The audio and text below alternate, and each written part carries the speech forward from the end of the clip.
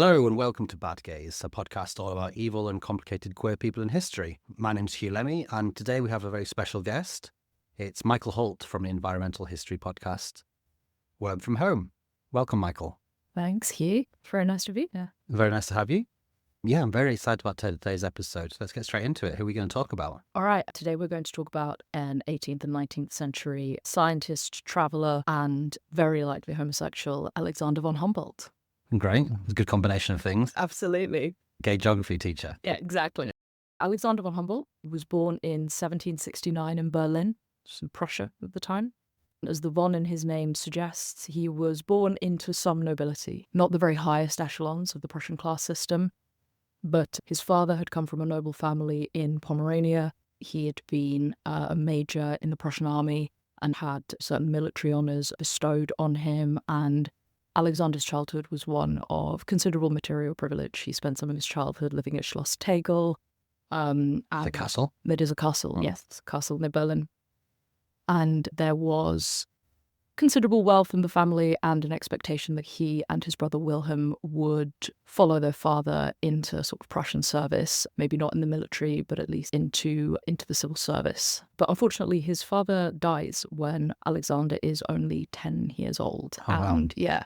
And as I feel as quite a familiar story on this podcast, leaves him with something of a sort of lonely and unhappy childhood. Right. Him and his brother and their mother Marie, and they have, by all accounts, quite a difficult relationship. And it comes up in diaries and letters throughout his life that his mother was quite cold, put a lot of pressure on her sons to pursue a particular course in life, and that there was quite a bit of money and class position to allow her to really put that pressure on them. Okay, so he left quite a bit of money to her, so they stayed like a rich family. They stay a rich family, and she inherits a lot of money from a noble uncle of hers as well. And so there's this huge amount of money that comes into the family that allows them to keep living, in this, I would say, like low to middling. Wealthy but not loving, which is like an extremely common story. Extremely common story, right? Yeah. So his mum wants him to pursue the sort of Prussian civil service career path when he is ready to begin his university education. It's first at the University at Order,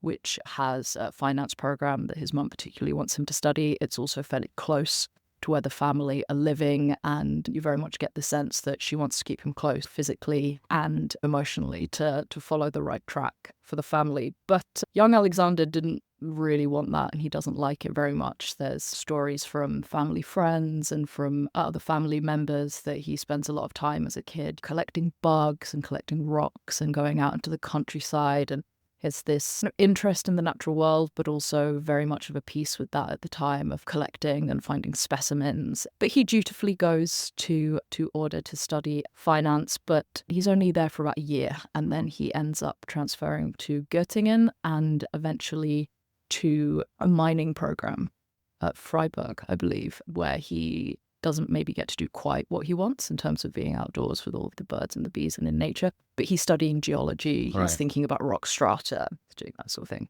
And then when he graduates from the mining academy, I think you can say that he reaches maybe a compromise position between what he wants and what his mother wants. He ends up working for the Prussian state in the Prussian civil service, but as a mines inspector across various European territories. He does the sort of geological part of it. He goes and surveys territories where mines are to be broken to see what the geological formations are, but he also inspects existing and current mines. And you can see at this point, like a trace of kind of social awareness starts entering the life of this very privileged young man, and he does some work for miners' families and education for the children of miners. He's quite shocked by the conditions that he sees, but he doesn't necessarily throw himself entirely into that. What he's primarily doing is that he's using these trips across Europe that he is being sent on but by the Prussian state to do the sort of proto-naturalist work that he was interested in. They send him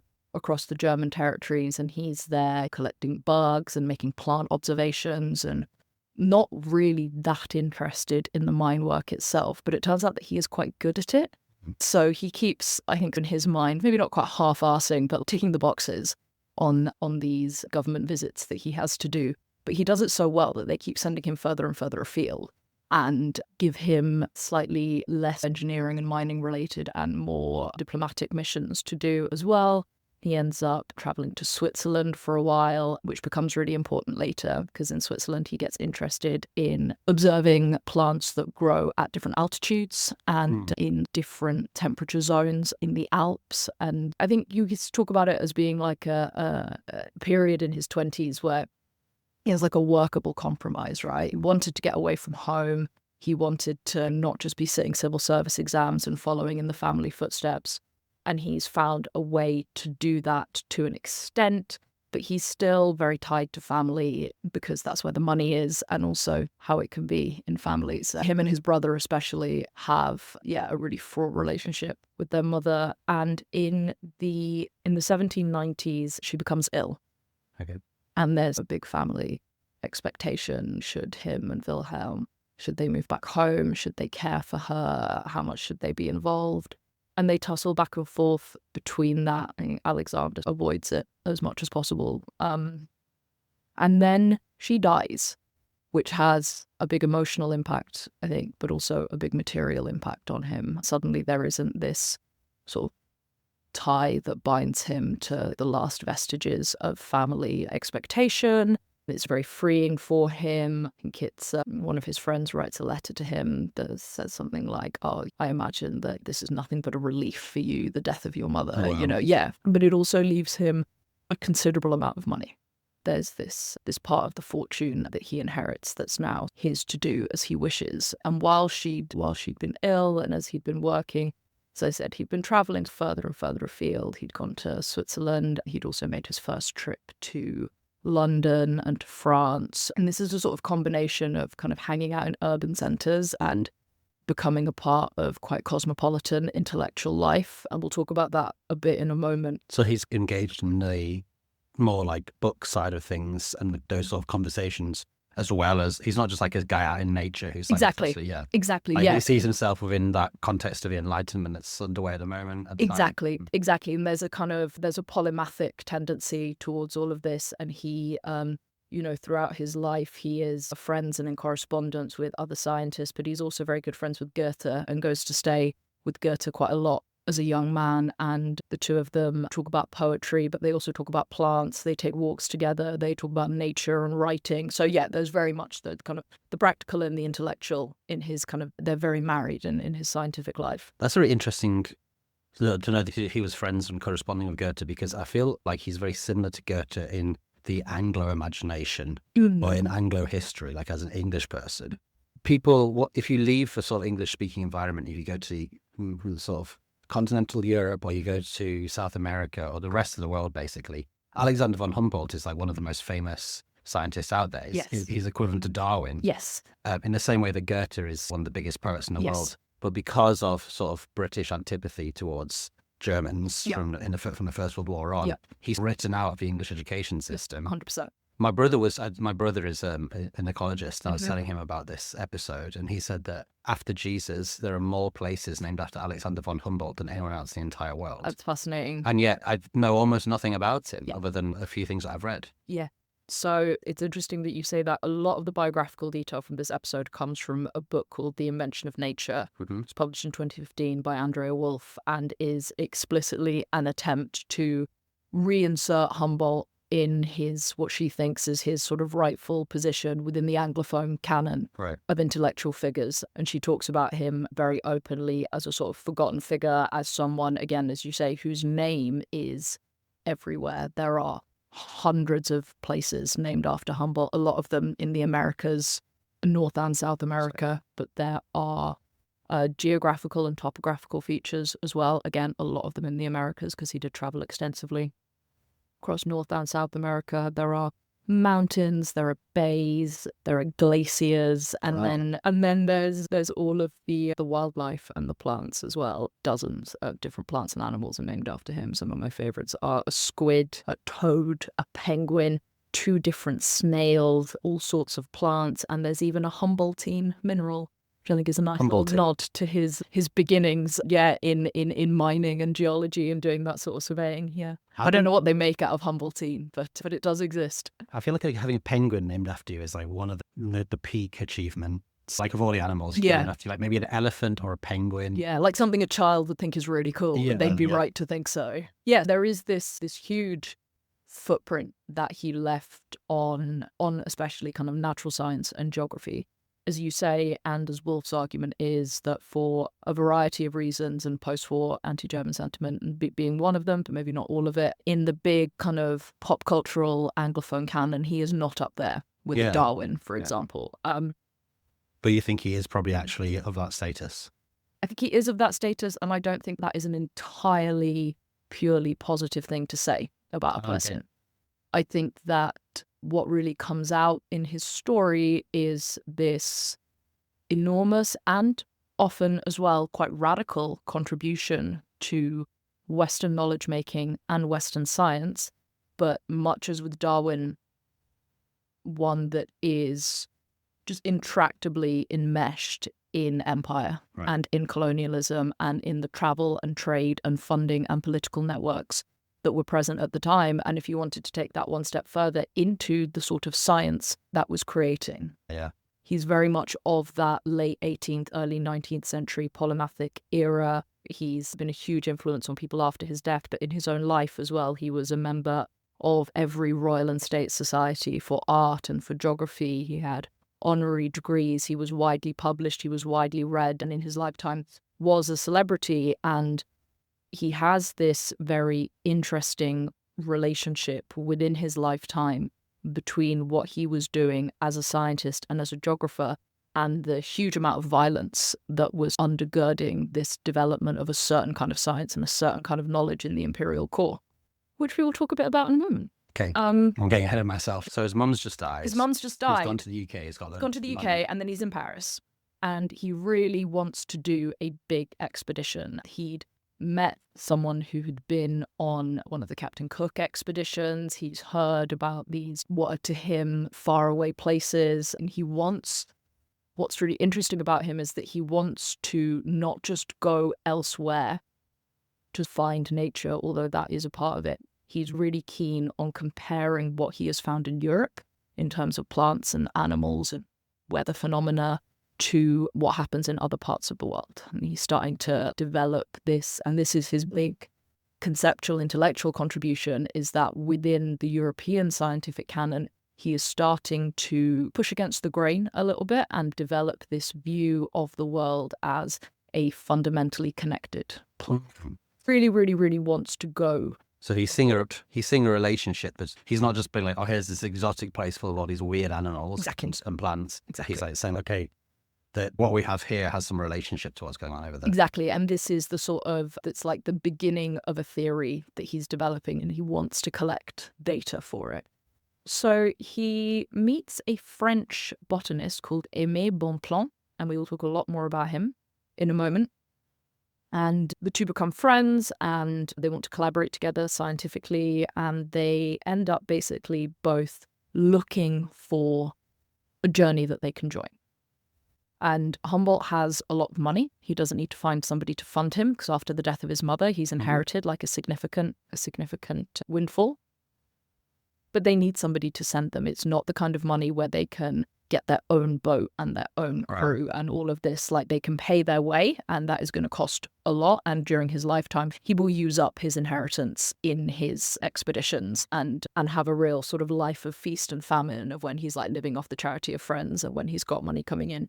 So they cast around to find essentially a European court that will send them, much in the way that Darwin travelled on the Beagle. That was not the primary motivation for that expedition, but you could take a scientist or two or a botanist along for the ride. And they eventually do secure passage through the Spanish core. So in South and Central America is where they're going to travel.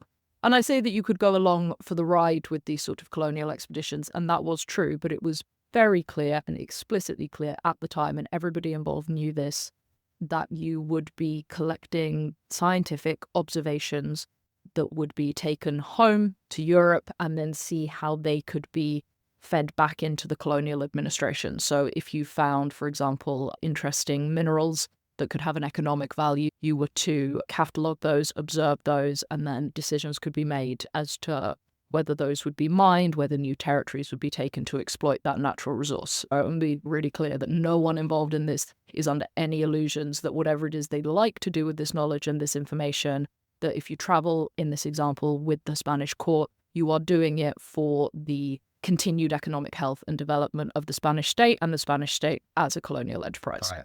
So off they go.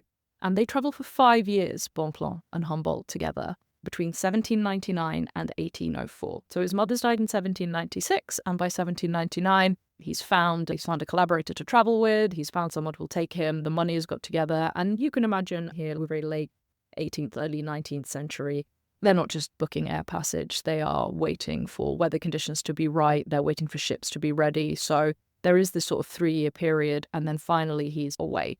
And Humboldt does a lot of things in his life, and he lives to 89 years old. Wow. We can't go into sort of every lacuna of every trip and everything that he did, because he did a lot.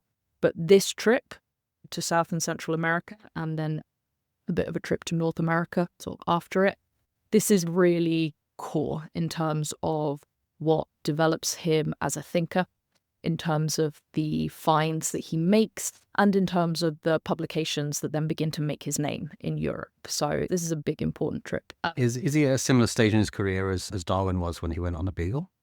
Yes. Okay. Yeah, quite likely. So they start in Venezuela, and they spend a lot of time there. And then they will travel back and forth a little bit, but roughly they go to Venezuela and to Cuba, and they trek the Andes, and then they go to what is now Mexico. And then after that, Humboldt, I think solo, goes on a little trip up to the US, where he's good friends with Jefferson, which is another contradiction that we'll talk about in a little while. As you do. It's amazing when you get these sort of histories around that period, is like how everyone knows everyone else. Everybody knows everybody else. It's mad. Yeah. You Like, get the same like a century later in Vienna, when it seemed that everybody was hanging out at the same coffee shop. Or even the Karl Marx used to write letters to Abraham Lincoln. I know. It's amazing. Crazy. And so Bonpland and Humboldt, they land in South America, and they have, as men, as scientists, as curious people, their letters home, especially in the first sort of year or so that they're there, are just full of this gushing enthusiasm at everything that they're seeing, at the plants that they're finding, at the animals that they're observing. They're spending quite a lot of time in rainforest, and there's obviously, we know, an incredible richness of life and biodiversity in rainforests. And they quite literally can't send home for more paper fast enough for everything, all the plants that they want to press, all the notes that they want to make. And so for them, it's this sort of huge, a real bounty.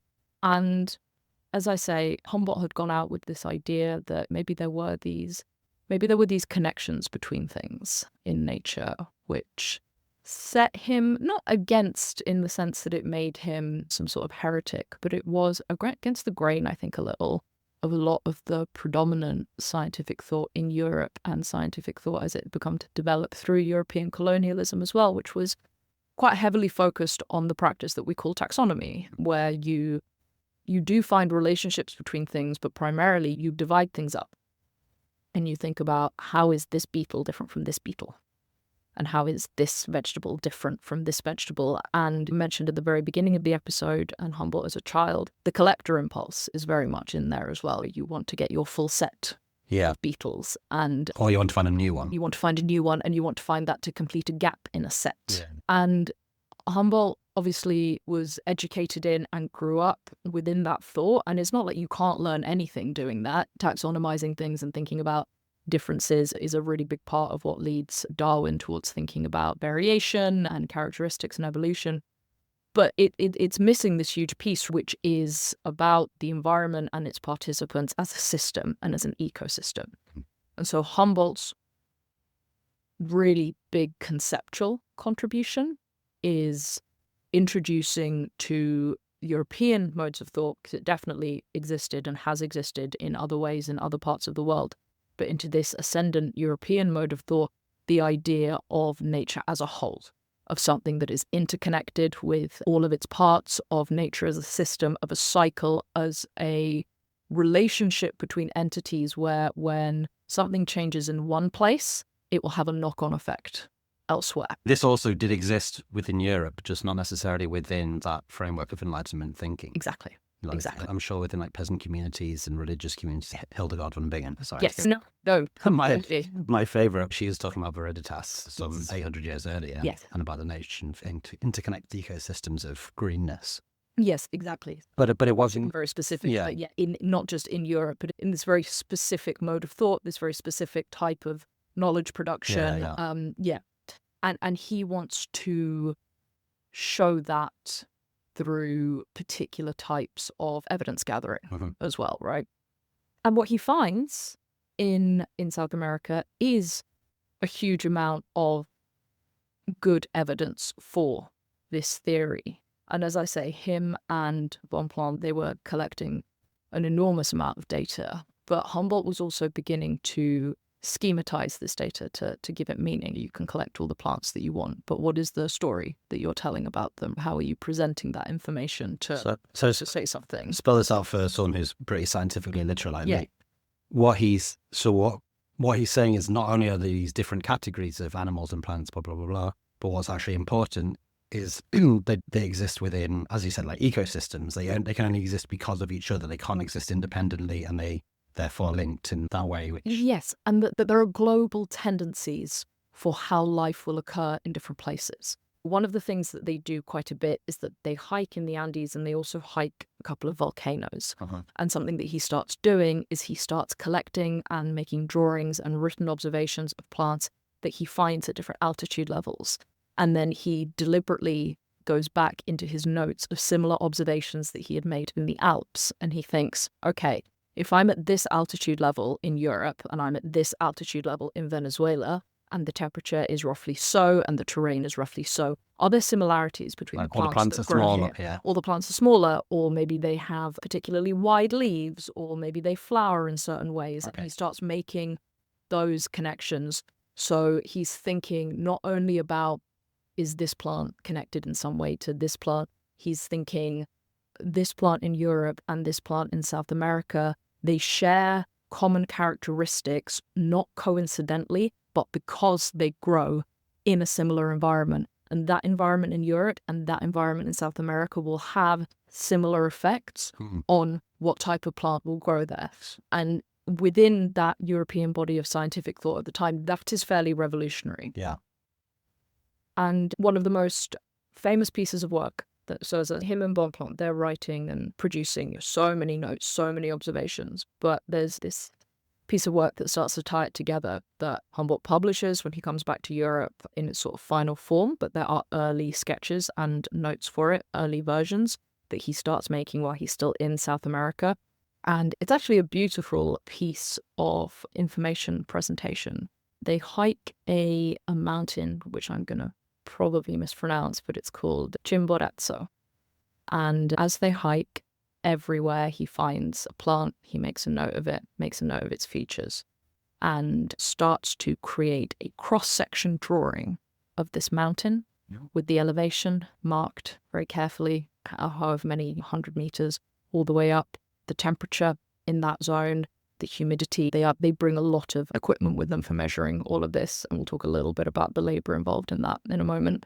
And quite precisely, it seems, really surprisingly precisely, everywhere he finds a particular plant, he marks it on this sort of cross-section map that he's drawing. And he publishes this as the Naturgemälde, which is a little bit untranslatable, but means the nature union, nature oneness, nature all put together, which is very strong as a thesis statement, right? Here is this one mountain, here is this cross-section, here is everything that I found on this mountain, and here are my notes as to how I believe that these things, that which includes the terrain, the plants, the animals, the weather, the temperature, they all exist in this one system together. These are not just individual things that I found in this place that I can taxonomize, but this plant grows here because of this, and this plant grows here because of that. And it's extremely important as a piece of work, as a piece of thinking. It has been picked up on by natural scientists even over a century later. People have gone back to it and seen if they can replicate it. but also more contemporaneously, it's something that people like Darwin were very aware of. So it's something that other natural scientists in Europe over the course of the next century basically are using when they are thinking about nature and starting to think about connection over taxonomy as a relationship between things. And Humboldt states this very explicitly. He calls the Naturgemälde his microcosm on one page.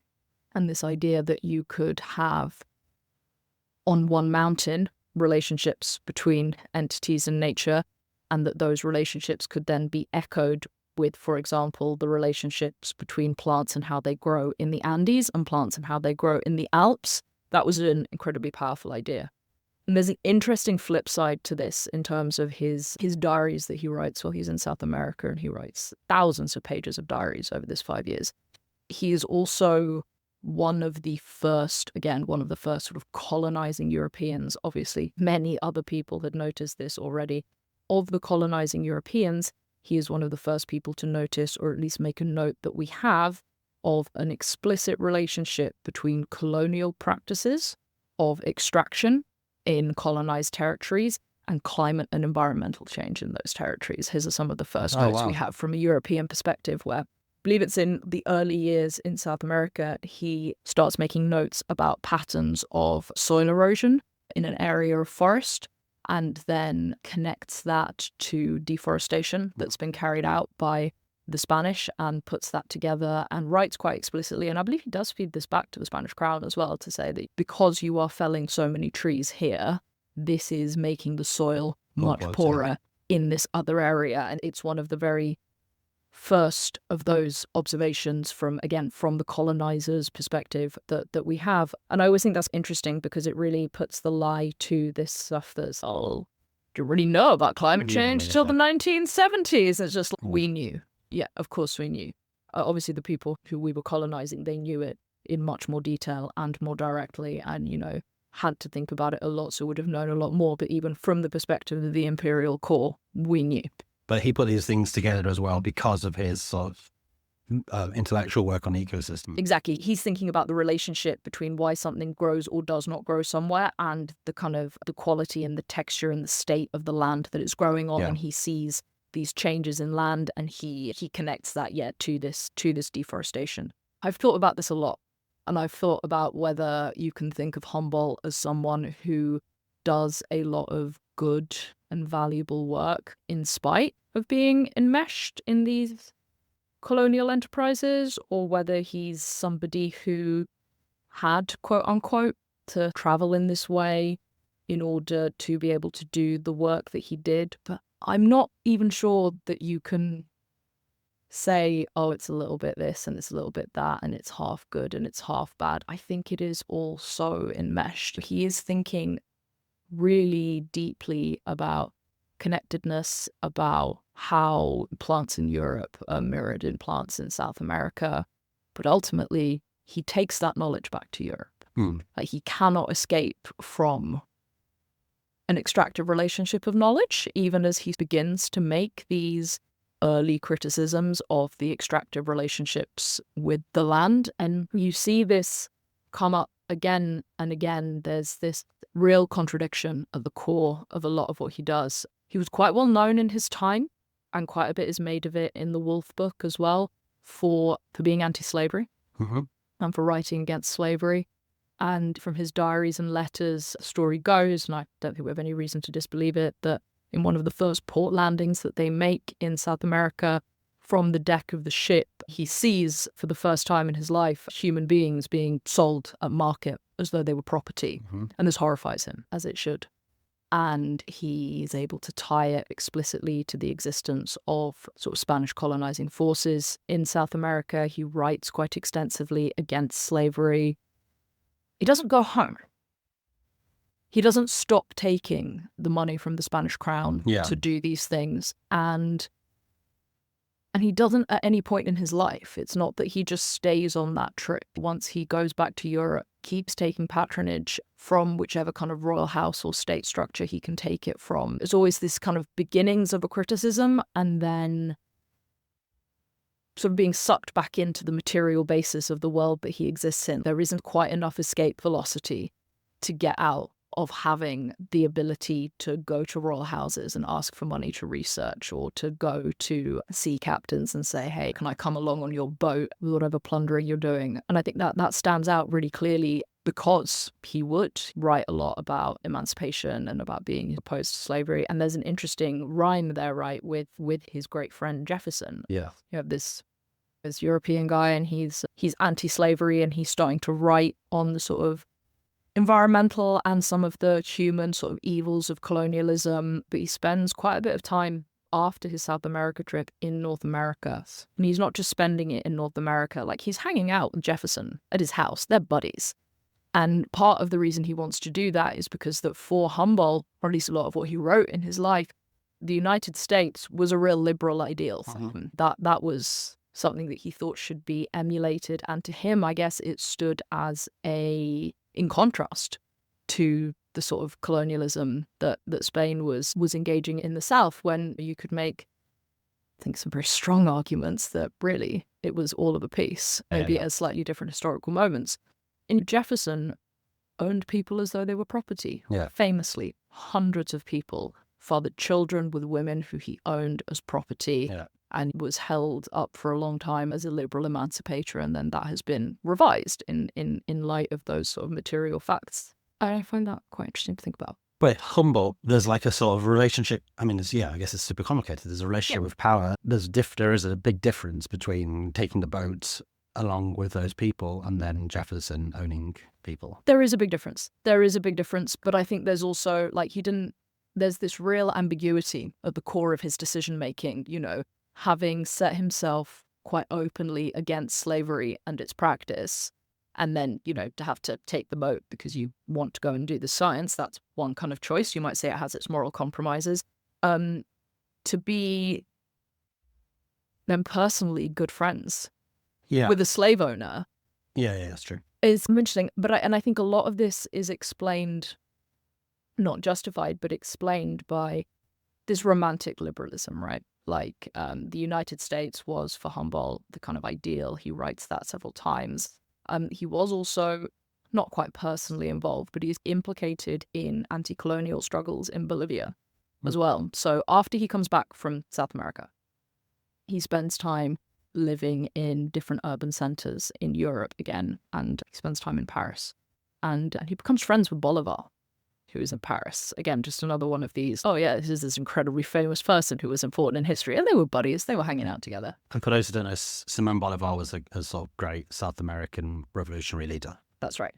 And fighting for independence from the Spanish crown. That's right. And a great revolutionary leader. But so they're great friends. And they write to each other a lot over their life. And they write about nature to each other, and they write in these very romantic terms. And I think there's a big art romantic. Sorry, we're going to talk about the potential relationships later, which are not with Bolivar, unfortunately.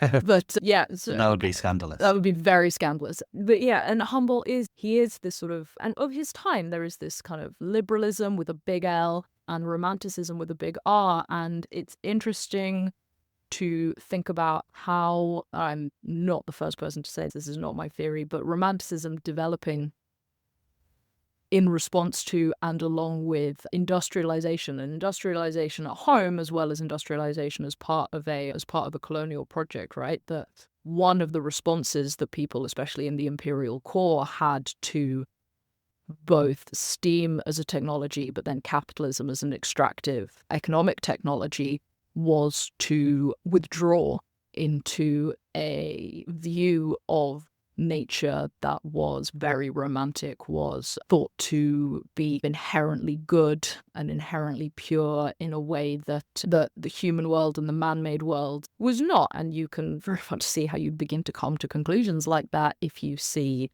soil erosion and pollution and colonial plunder. And Humboldt was keenly aware of the evils of those things. And that's a problem that continues today. There are still within the West people who regard themselves as ecologically minded, but their mindset is still very much based around the idea of what we call like nature people. Yes. Yeah, which is that nature is like a moral good, and the people who are more in touch with nature are somehow purer. Exactly. And and it informs like some really weird thinking, and it's also essentially part of the same colonialized mindset. Exactly. Then that's the crucial bit, is that it informs some really weird thinking. It is crucially for this podcast, tied up in a lot of homophobia and transphobia as well, around what is natural and what is unnatural and what value judgments we attach to that. All But these sort of Instagram people on their retreats taking ayahuasca and talking about the divine feminine and the divine masculine and all sorts of weird stuff. Yeah, absolutely. And what women should be, what men should be, the idea that such things come from nature, Yeah. as about where in other eras we might have thought that they came from God. You know, these are really powerful ideas. And you're right, Hugh, to point out that they can be powerfully violent ideas, like nature with a big N as a concept separate from humanity or man or society or civilization. This is very much a development of the early modern era of colonial expansion and of the development of capitalism, by which I don't mean that before capitalism, people hadn't noticed that there was stuff outside. No, of course not. And people in all cultures everywhere always have had relationships with non-human animal life, with plants, with the weather, with geographical features.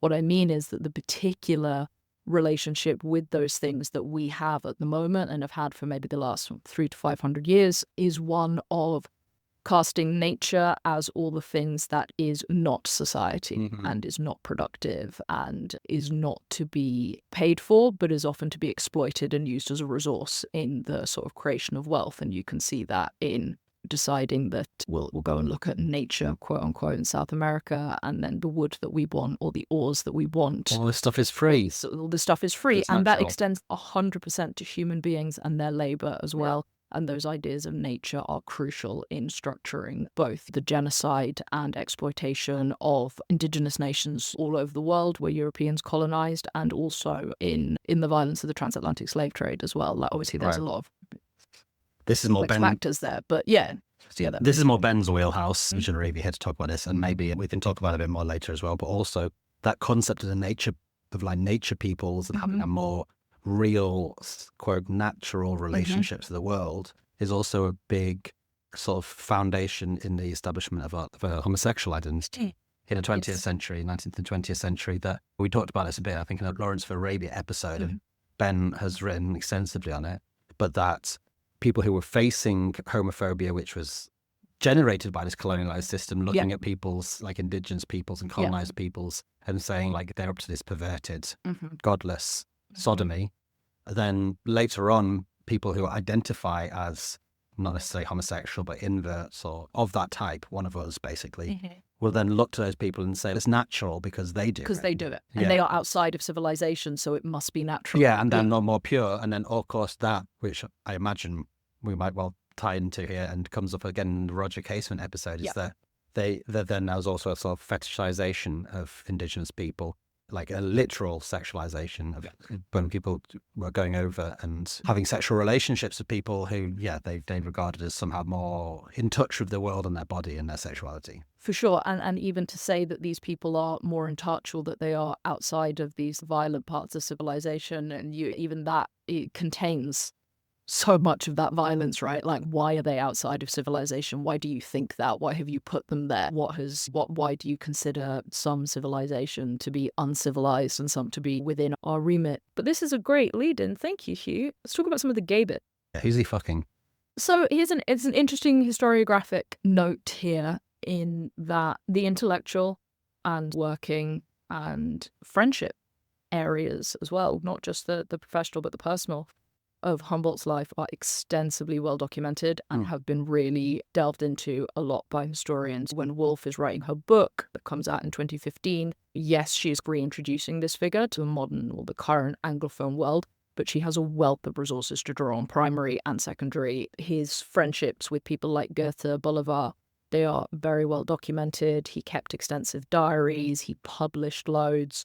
His romantic and his sexual life is much less well documented, and so it falls to us to think about it in slightly different ways. If you want to look something up about Humboldt's life or about any of these sort of important famous friendships he had, you will find lots and lots of stuff. If you want to look stuff up about his sexuality, you will find blogs. And that's not necessarily a bad thing, but his relationship with one man has made it into I think it's a sort of German encyclopedia of homosexual figures in Germany.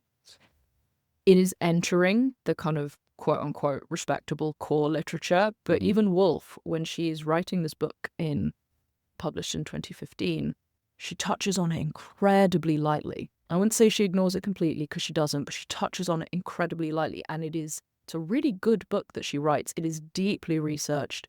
There's a lot of detail in there. She's thought a lot, not just about his kind of working life, but about his relationship with others and how he shaped them and they shaped him.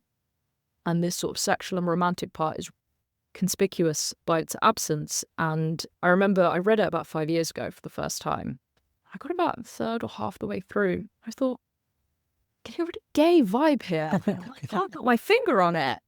I asked around a little and asked a few friends and looked it up, and someone said, oh yeah, no, he was, or we think, at least. So I was like, all right. And I think I tried to think for this episode, what was that gay vibe I was getting? And I think the big part of it was this kind of longing to be away from home. And obviously many things can account for that. Lots of people have bad relationships with their mothers, but there's this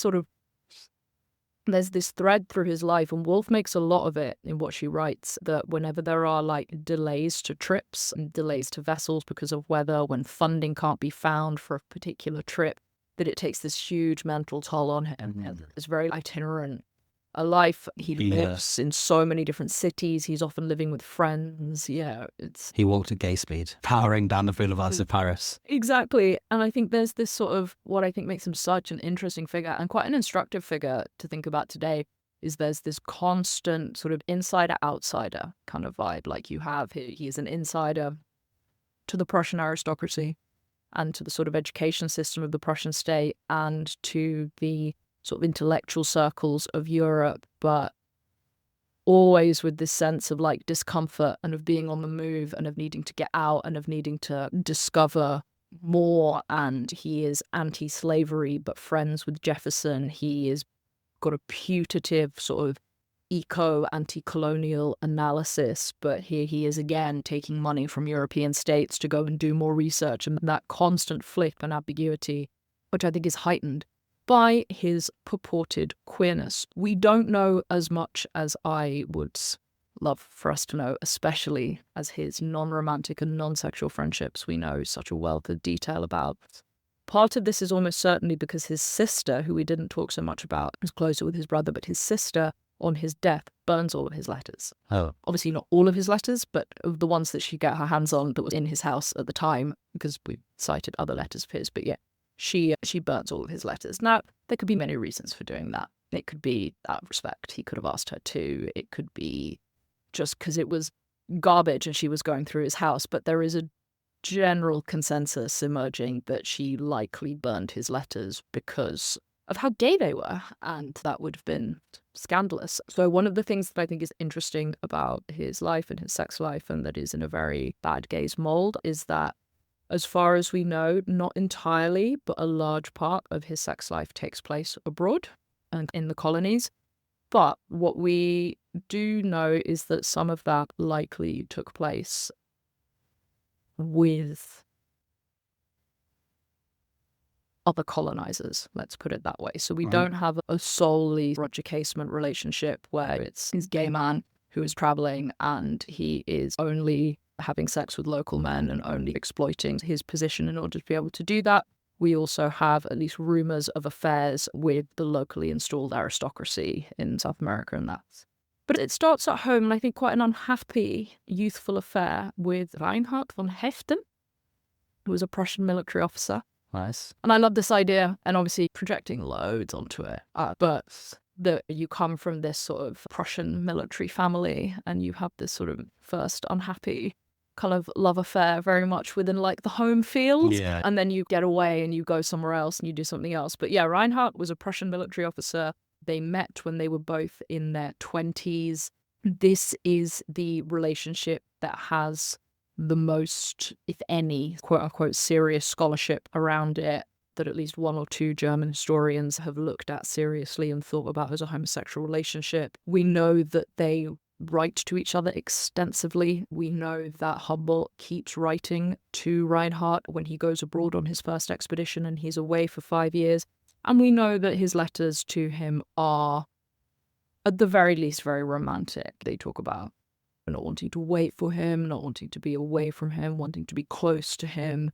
Reinhardt marries, and for at least the first 6 months of his marriage to his new wife, him and Humboldt are still writing to each other, and they're writing these very passionate, impassioned letters. Now, some people have said that that's an artifact of the time.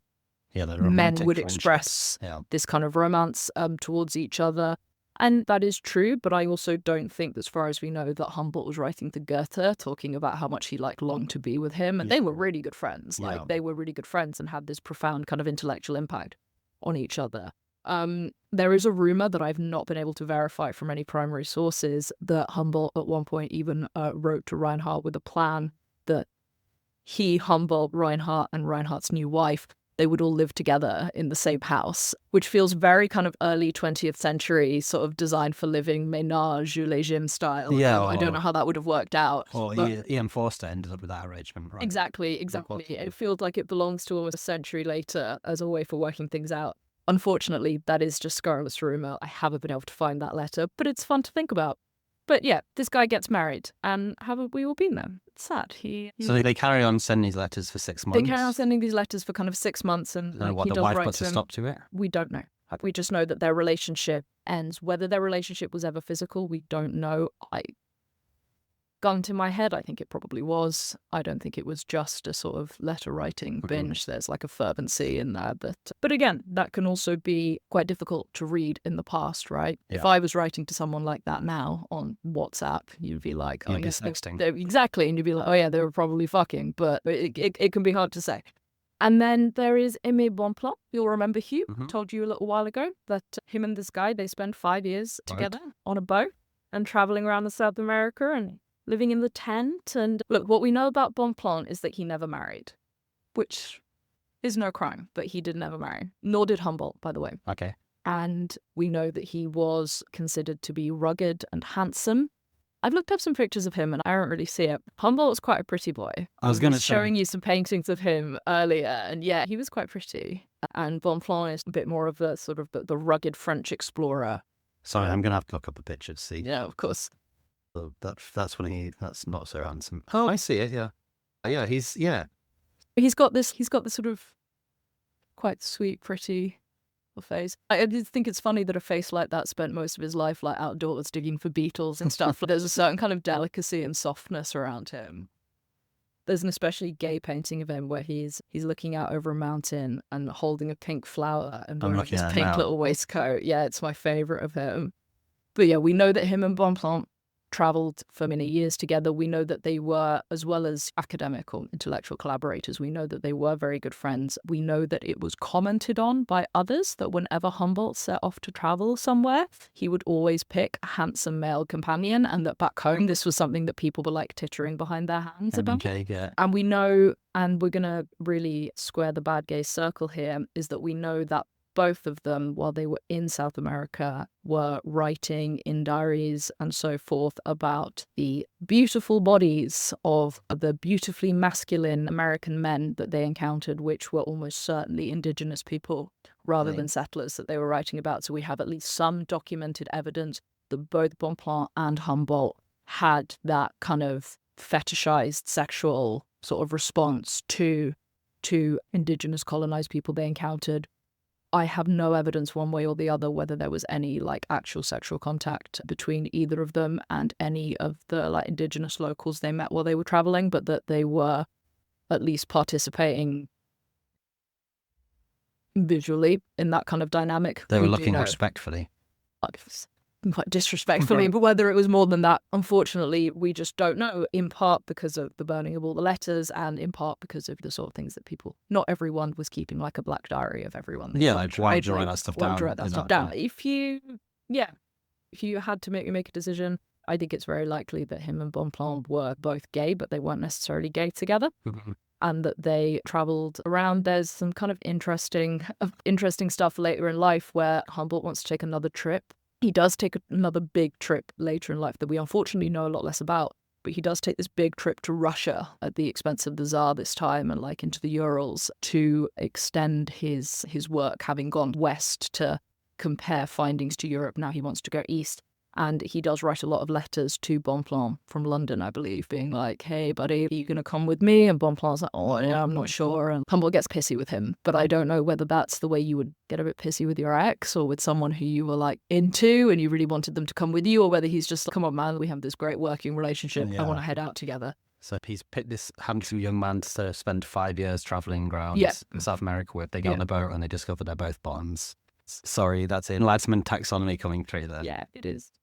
It's an ecosystem to be serious about history. So yeah, that's Bonpland. As I say, never married. The best evidence, quote unquote, that we have is from something else that happened on one of the South American expeditions. They go to Colombia for a little while, and they are hosted there by the local Colombian aristocracy. And I think it's maybe worth just making it super, super clear here that when we talk about colonialism in South and Central America and about the anti-colonial struggles by people like Bolivar, there were, by this point, Spanish-speaking local communities that were originally settler communities, but didn't consider themselves to be wanting to be living under the direct control of the Spanish state. Yeah, independence movements, but of people who were, at least in large part, originally settlers. We're not talking so much about like indigenous anti-colonial movements here. So we have this local Colombian aristocracy, and as Bonpland and Humboldt are traveling around, they would sometimes be hosted in the various sort of palaces in these urban centers. And so on one of their trips, they stay for a little while. They're preparing for another trek with the son of the Marquis Juan Rio Montafar, and he has a son, apparently quite a good-looking son, called Carlos. And there was going to be this expedition, and Bonpland and Humboldt were going to take a local Colombian scientist named Caldas with them, and they were going to go on one of these sort of treks that they would do before coming back to their starting point with all their new information. And but after they've been to dinner a couple of times with the Marquis and his sexy son Carlos, so I believe this would have been his early 20s, Humboldt insists that this guy Carlos, who I don't think was really a scientist at all, he's the one who's going to come with them. Okay. And he sacks Caldas from the expedition and says, no, it's going to be me and Aimé and Carlos. We're going up the mountain. And Caldas has quite an interesting response to this, and I'm going to read to you from some letters that he writes. So Caldas, who was meant to come on this expedition, he's quite pissed off at being sacked, and he's like quite an uptight guy, I think. And he writes of Humboldt that he enters this Babylon, becomes friends with a few dissolute, obscene youths. They drag him to the houses where tainted love reigns. This shameful passion takes control of his heart and blinds this young sage. Which you might just say, okay, so much sour grapes. Sure. But I don't think this is just homosexuality as a slur here, right? I think this is someone who's pretty uptight and he's pissed that he's lost his job.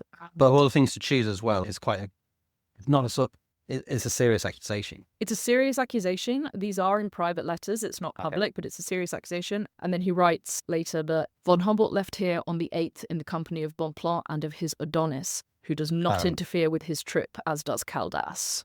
There you go. Yeah, so off they went into the mountains. History is silent on what happened. It's giving Brokeback Mountain. It's giving Brokeback Mountain, but it's also giving this, we know that on all of these trips that they went on, that they would often be using local labor, either in indigenous people or at least often very poor men who would be carrying their trunks, carrying their packs. We were talking a bit earlier about when he's making the initial observations and sketches for the Naturgemälde, he is taking lots of measurements, and even today, that's heavy equipment.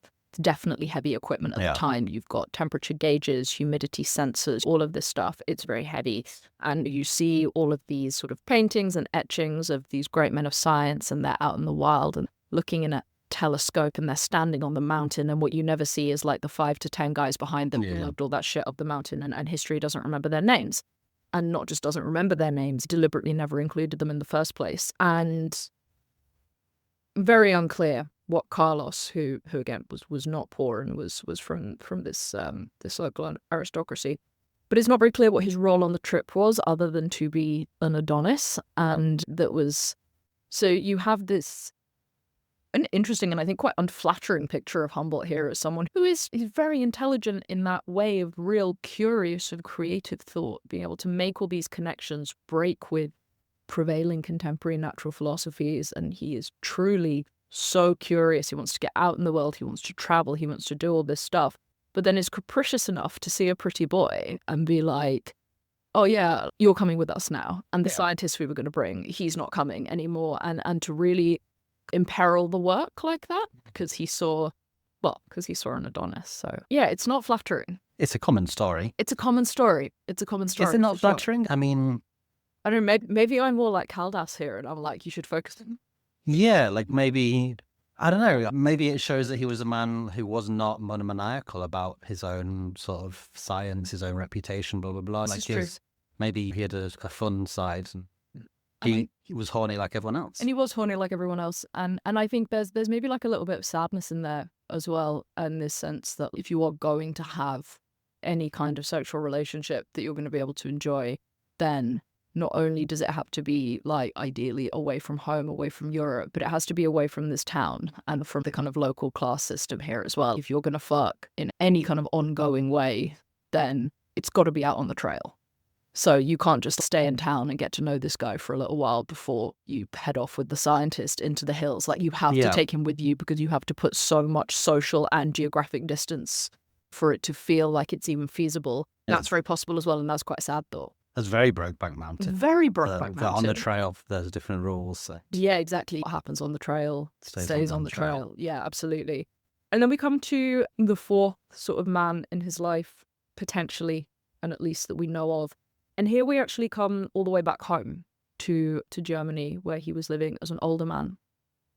And he'd had for a long time a valet named Johann Seifert, possibly. He had accompanied him, as far as we know, on some of his trips and had been bag carrier, but also a scientific assistant, and was a working class man, but also knowledgeable in his own right about things. And they have this sort of interesting kind of disparate class position of who gets to be the scientist and who gets to be the sort of the valet and the assistant. What we know is that he was about 30 years younger than Humboldt, that he was married to a woman, had kids, that he and his wife and their children until they were grown lived with Humboldt as part of his household, but very much in a servant relationship. Not only was Johann the valet, but his wife was the housekeeper.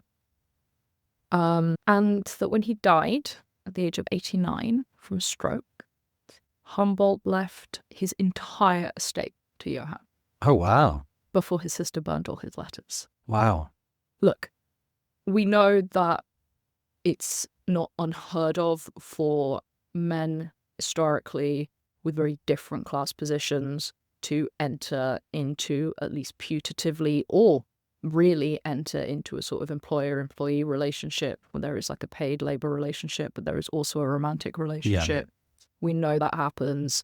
We know that they were a very close part of each other's lives for a long time, and depending on who you read, the sort of making of Johann into his sole legatee will either be quite cheerfully jotted down as in gratitude for a lifetime of service. And if you read any gay writer on it at all, they'll say, oh yeah, and he left him his entire estate, and then his sister burned all his letters. Read between the lines. Read between the lines. And I think pretty much everybody now who has thought about it seriously thinks that he was having relationships with men, never had any relationships with women. Mm-hmm. His sister at one point says something about, he's never going to be stirred to passion by anything that doesn't come through men. And there's some debate about whether she is speaking purely intellectually there. But we know that he was not interested in women romantically. We know that he was not interested in marriage. Now, you can be not interested in marriage, but still, be it to women. And then there are these sort of tantalizing glimpses of the men who potentially come in to fill gaps. And I think that it tells a potential story that rhymes with other men of a similar standing in similar eras where we do know more about them. The traveling abroad, the potential relationships with men while abroad, the kind of stifled first love of somebody who did do the right thing and did become an army officer and did get married. And sounds gay. It sounds very gay. It sounds very gay to me. And I think it is really interesting how light touch the 2015 Wolf book is on that. partly because in 2015, we're pretty much like post-Turing at that point in popular culture. I think we've already started to put him on the money, or we're just about to. Yeah. We are now, 2025, 10 years later, might go down a bit differently, but 2015, we are at the height of same love is love, homo-normalization, trying to find good gays, and you could make a case for Humboldt as a good gay. I think it's a bit more complicated than that, but you could make a case for him as a good gay. I think it's a fascinating decision to be so light touch that in a book, and I always wondered why.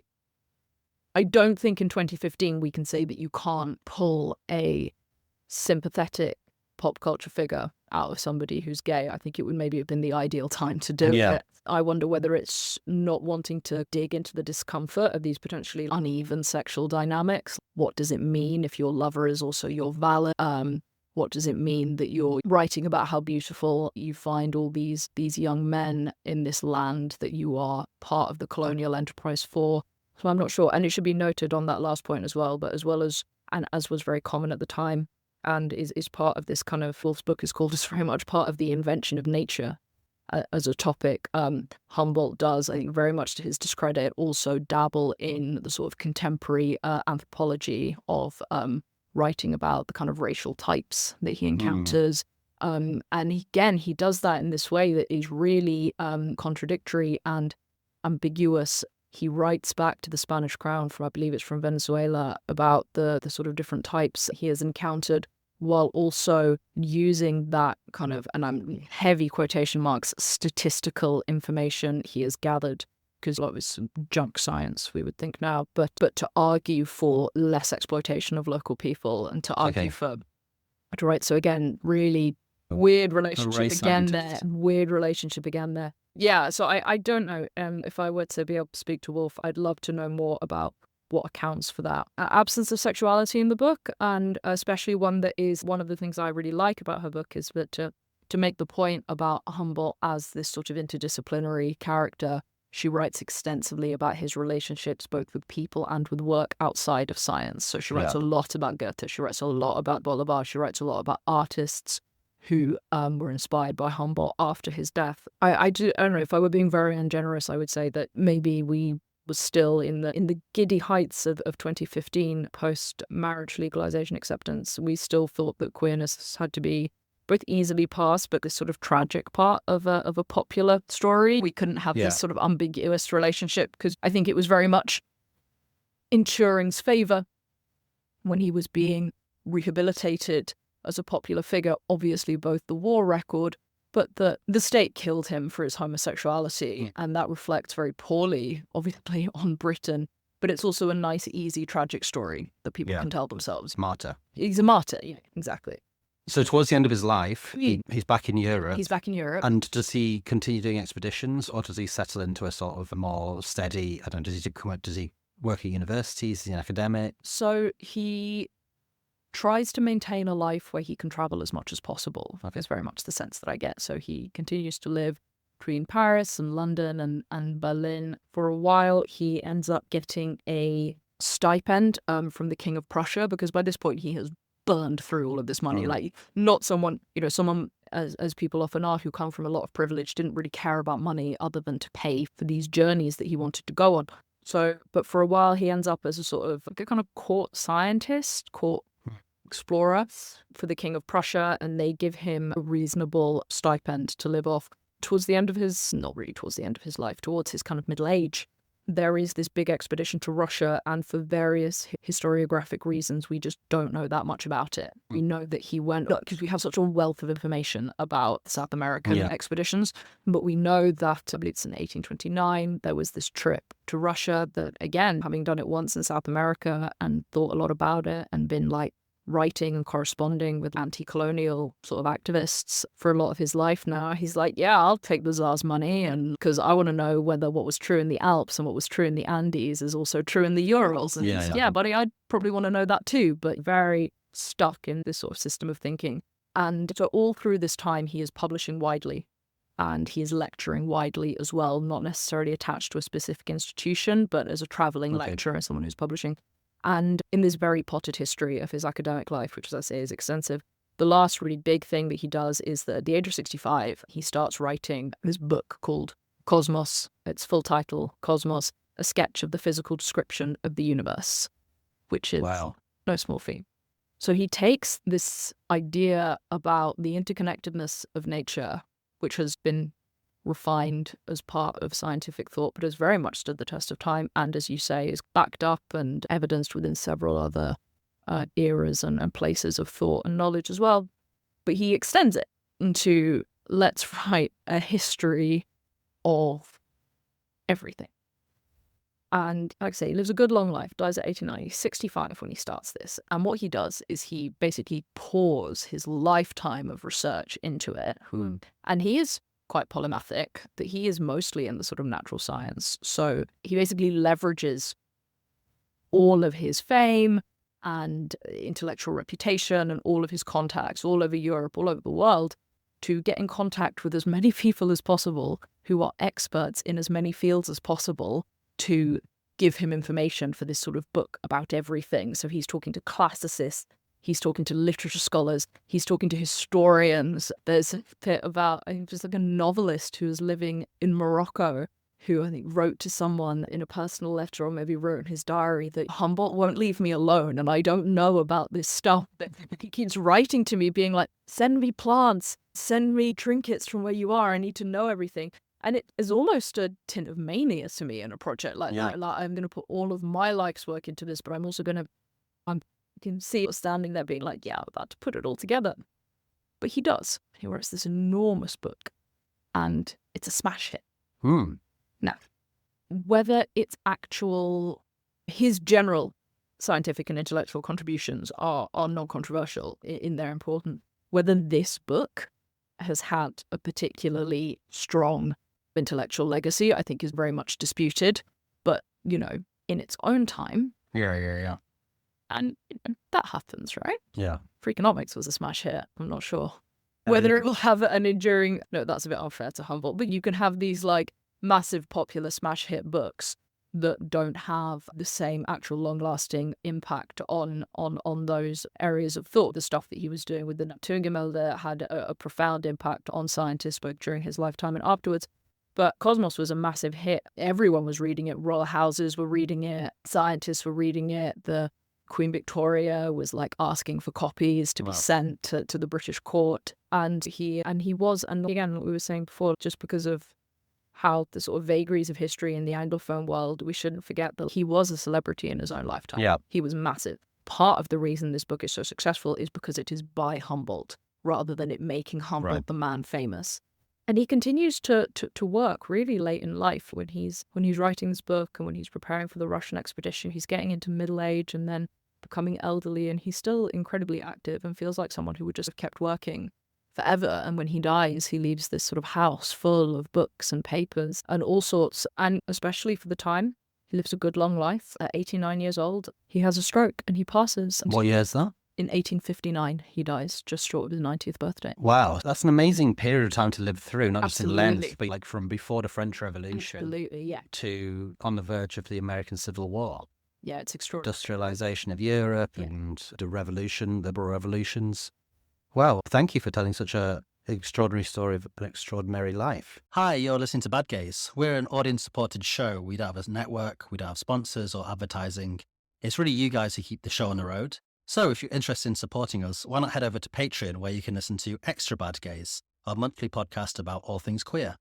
It's really fun to do. You get to hear from us every month. You get to hear from us in a less scripted format. We're starting to do fun new things like an advice column segment. Again, all of that is only for subscribers. You can also subscribe on Apple Podcasts right there in the app. We also have new merch for Season 8. We have t-shirts. We have socks that say Evil Twink Energy on them.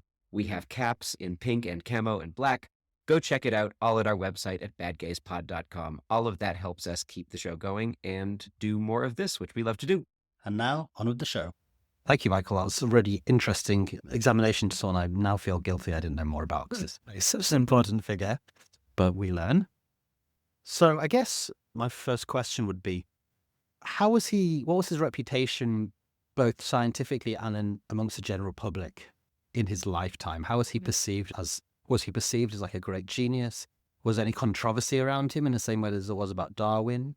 Or was his stuff, we didn't touch at all on his religion. Was there a religious aspect? And was he seen, as some scientists at that time, as challenging the religious norms of his time? Or was he regarded as his deaf and elder statesman and very well respected? It's a great question. So he is born and baptized a Lutheran, a very sort of straightforward kind of Prussian upbringing in that sense.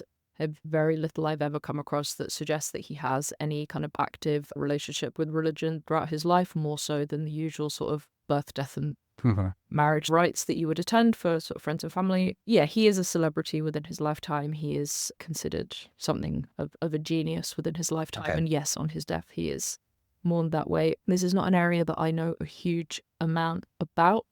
I would guess that nothing that he is saying scientifically is in the same category as what Darwin was saying, in the sense that it is incompatible with a biblical reading of the world and hitting at a particular time when the church decided that had gone too far. And everything that he is doing, we talked about it before, whatever he is writing, whatever he is saying about colonialism and about enslavement, the work he is doing is fully in the service of European interests, whether he likes it or not. It is being taken back to the core and metabolized into sort of further growth and development and exploitation. So I think there's very little controversy there. There is a little bit of gossip and rumor mongering back home about the potential homosexuality, but not to the point of it being a big scandal, really. Yeah. And his engagement with anti-colonial struggles and his disapproval, let's say, of the slave trade, how far does he take that in terms of any sort of political action? Or is he just, you said he wrote letters. Yeah. Is that like a public position that he's taking? It's a good question. So he is known as a friend of de Bolivar, for example, but that's all very within this Parisian milieu of lots of radicals and thinkers and intellectuals. I think there's an extent to which it's allowable for him because he is within those sorts of intellectual circles, and that's what you expect people to do. There's certainly never ever any question that anything that he says or does privately or publicly constitutes any sort of real threat to any of the European colonizing states. And I think you can say that, quite straightforwardly. They keep employing him. Yeah. They keep giving him money. So he's not a caseman who actually ends up, taking arms against. No, absolutely not. I think for Humboldt, a lot of his politics about people is downstream from his thoughts about nature.